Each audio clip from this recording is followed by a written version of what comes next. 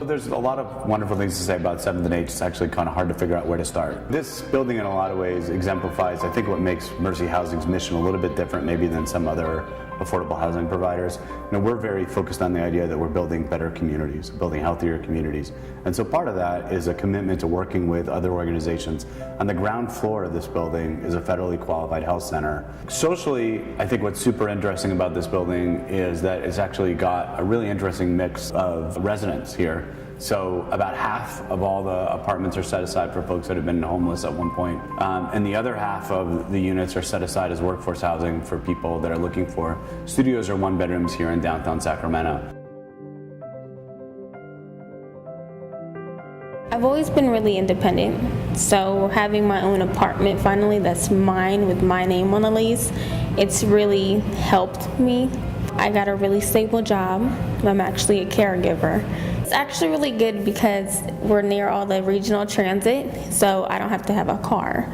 Having a car is really expensive. It takes me right to my job and right back, so it's really easy. To be honest, I love my view in my apartment. I've always, ever since I was little, wanted to live downtown. When it's dark, I just open my blinds and it's all city lights. So to be able to go to sleep to that and to look at that and be able to have that view, it's amazing. I really think what Mercy Housing is doing is really great, because not only are they helping people get off the streets, they're helping people that got their pay cut.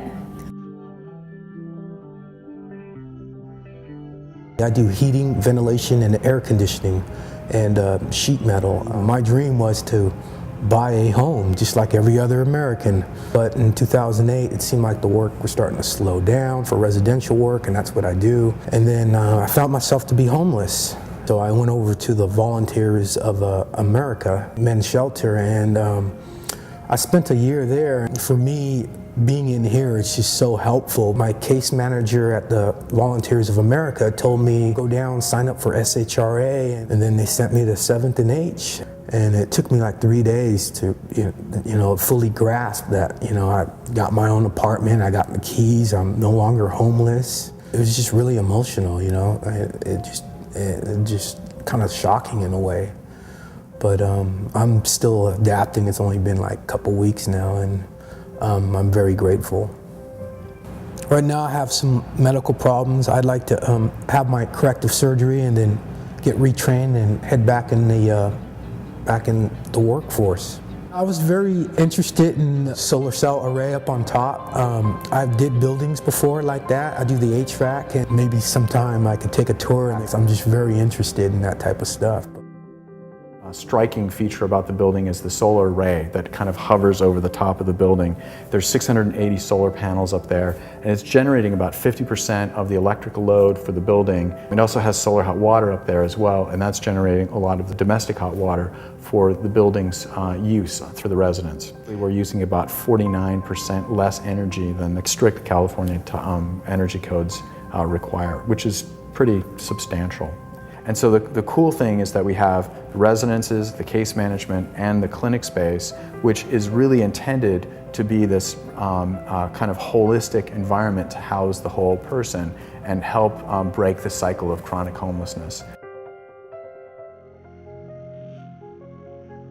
I was homeless before I had her, so I know, what it really feels like to be homeless. But once I got her, I was like trying to find somewhere for us stable, so she can have a home, a room, try to raise her the best way I can. I haven't even been here a week yet, like really fresh, like, what I'm saying? Like, probably like if you interviewed anybody else, they probably been here, but yeah, I'm just like maybe a week today. Yes? You wanna draw? She just turned my whole life around, like, I've had her since she was 3 months. She's about to be 5, so without her, I don't know where I'd be. Like, it's almost like I'm 5 or about to be 5, like, because I lived my life almost through her, like, try to do the best I could do. Looking towards the future more, what I want to do in a month or 2 months, stuff like that. It's helped that a lot, because before I didn't have really a future, I was like, oh, I'm here, I'm stuck, and then, I didn't know what my next move was going to be or where I was going to stay. But by being stable, it just really helps you know, you to plan for the future. And my daughter loves it. She's like, all my friends, like, they're grown men like me, and then she's going up to them, hey, you want to see my room? You know, so I'm laughing, you know, it's just been great. It's just been a lovely change in my life. You did it? It's hard. No, don't scribble it out. Why you do that?